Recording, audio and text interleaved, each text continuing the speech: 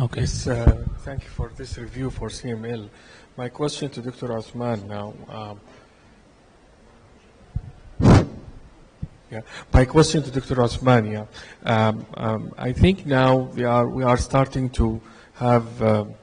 I cannot say brainwash for TFR, encouraging all the centers for whom patient having for long time he's using, let's say, imatinib, and I think we need to put the patient his wishes whether to stop it or not stop it. Patient who's chronic with you, you are reviewing him, he might refuse to tell you because any tiny problem, he's gonna say to you that this is from stopping the medication, especially in his full criteria for TFR as an NCCN guideline, more than 7 or 8 conditions.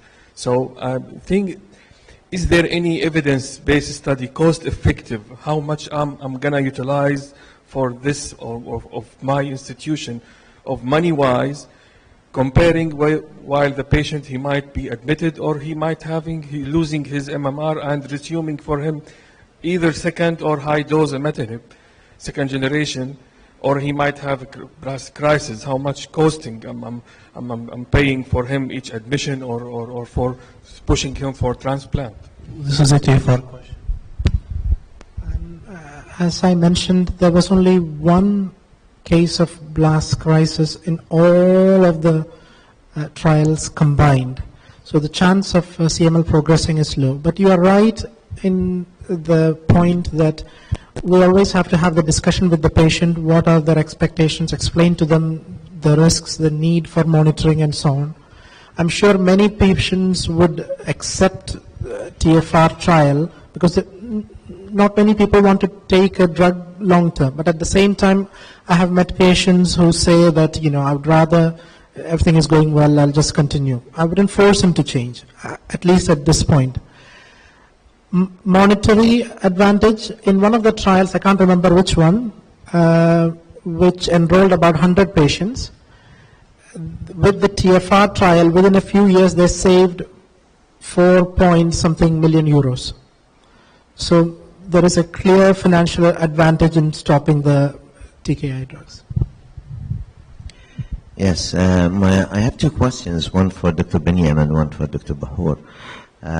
So, Dr. Binyam, drug companies who have, especially who have, who came up with the nilotinib and the dasatinib, either BMS or Novartis, initially they were so enthusiastic and pushing everybody to use these as first line because of early, deeper responses.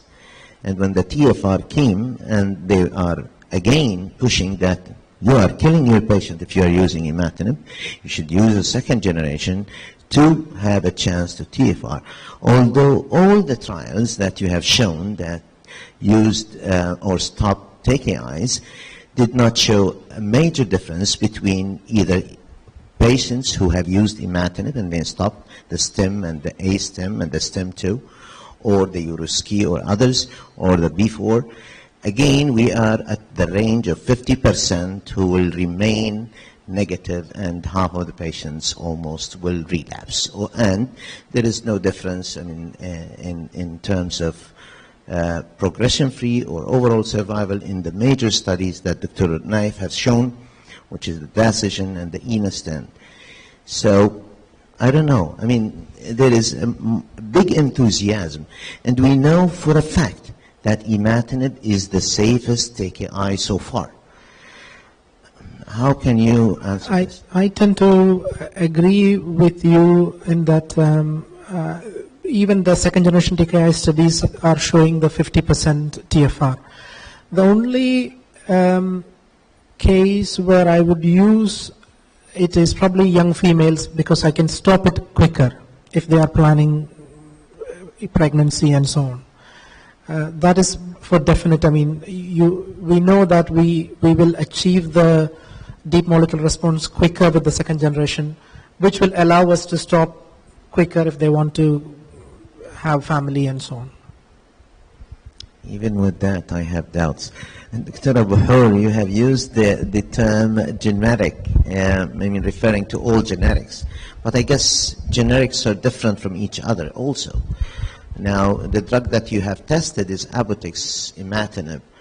There are in the market, at least in the Saudi market, there are two other generics, one from Al-Hikmah and now from Sudair.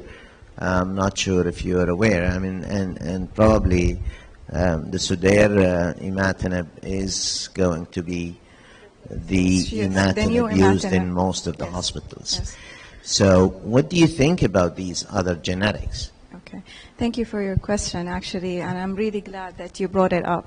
As you saw, that there were studies, like the case reports that talked about generic imatinib, which showed inferior results. They were not using Apotex, and they were actually using several other type of generic imatinib. We almost have maybe around 10 or 12, if not more, generic imatinib based on every country, institution. However, the one we are assessing are the one that was approved by the FDA, the state FDA, or even the Canadian FDA or the European Union. So yes, still they have illustrated almost in probably 5 generics. We only tested one generic imatinib that will reflect that only type of generic imatinib, the Apotex. That's why we need the pharmacovigilance system to be established, and as I emphasized it earlier, it's a responsibility of everyone in every place, in every country and institution. There is, even media could help in raising the awareness of the importance of pharmacovigilance. And regarding Sudair and the new products, this is going to be our challenging era, not to find a new drugs, but to find a safe, effective, and cost-wise effective also drugs. And even Sudair, if I may say, they have, if you open their websites, they do have a category area where they are asking everyone, and it's labeled pharmacovigilance. Please report any adverse effect. Please report anything else. I guess what I'm trying to say is the pharmaceutical industry is a continuous monitoring of the drug, regardless of the company, regardless of the type of generic or a brand, because it's a manufacturing process.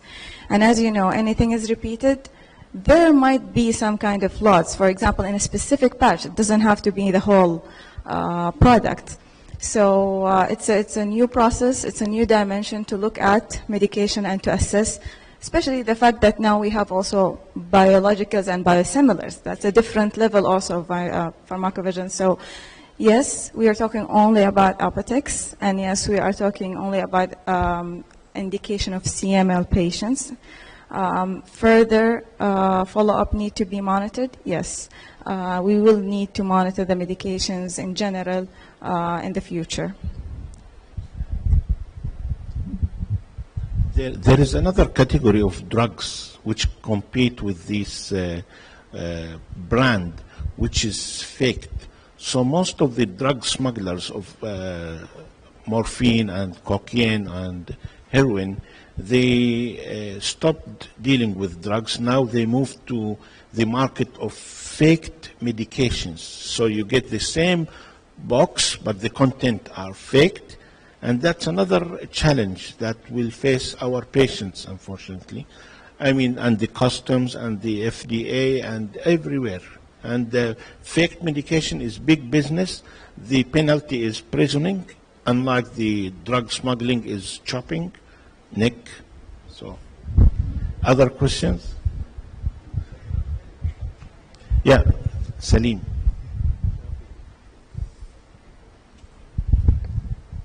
Thank you all. To Dr. Othman. So the largest trial was the Euroski trial, I believe. Was there any difference in the degree of response, so MR4 versus MR4.5 versus MR5 on the treatment-free remission outcome?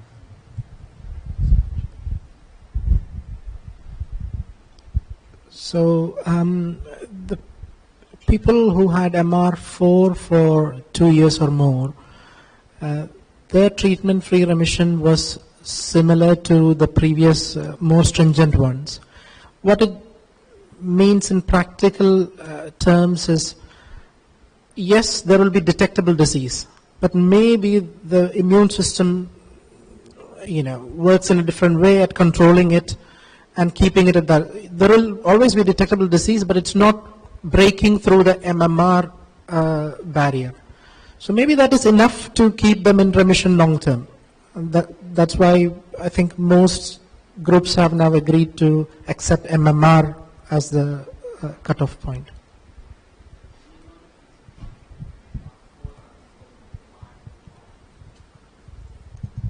I mean, at the study entry, if they are MR4 or 4.5 or MR5, did that translate to a different outcome at the end?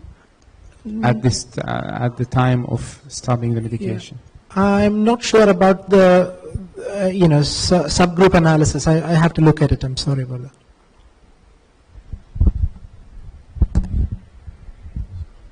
So I think we finished filling up the brain. Now it's time.